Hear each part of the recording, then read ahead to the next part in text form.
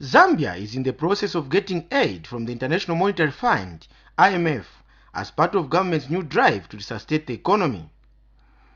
The Ministry of Finance has come up with its new economic recovery plan, dubbed Zambia Plus, aimed at promoting budget integrity and broadening the tax base, among others.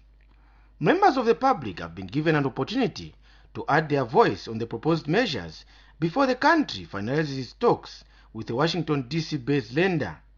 On Thursday, the Civil Society for Poverty Reduction invited various stakeholders to a public discussion at the Copperbelt University in Kitwe, and on the table was whether the country should get the IMF bailout or not.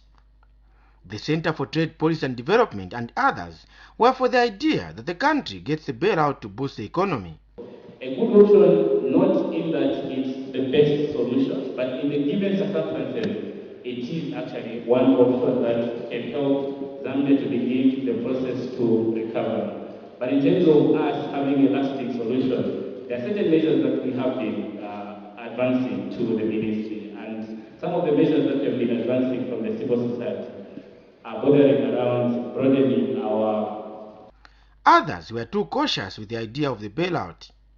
They felt that government needs to be firm and ensure that there are no conditionalities attached to the aid. We are all wishing for a changed IMF.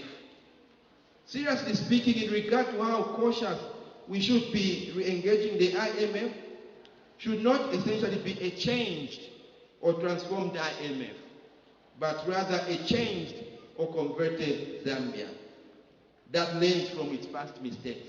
They have got more money in their pockets, more money than they have ever had before. And we're talking about millions of citizens, not a small elite. So, for me, that is the question. Why are we looking to the IMF and not to China? But having said that, China is not necessarily panacea. In the final analysis, development comes from within. You have to start it yourself. And if you are not playing the leading role, if you are expecting a miracle from overseas, it won't happen. For Copperbelt University students, the issue of the bailout plan is non-negotiable.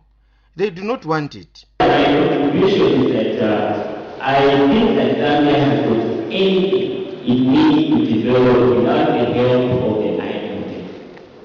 Let us look at it. Zambia has got 42% of water bodies in Africa, implying that it may be the largest producer of fish in the southern region of Africa.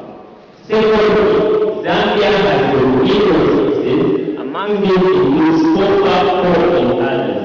Besides that, our country also has a favorable climatic conditions. Each and every household has got its principles, its values, and its unique problems they have. And as a country, we are like that household per se. And it would be unwise for us to look into somebody else's household to come and solve our own problems. IMF does not understand the things that we're going to. A team of IMF officials was recently in the country to discuss the country's economic situation. The final decision of whether to get a bailout or not is expected in the coming months. Shalala, ZNBC News in Kitwe.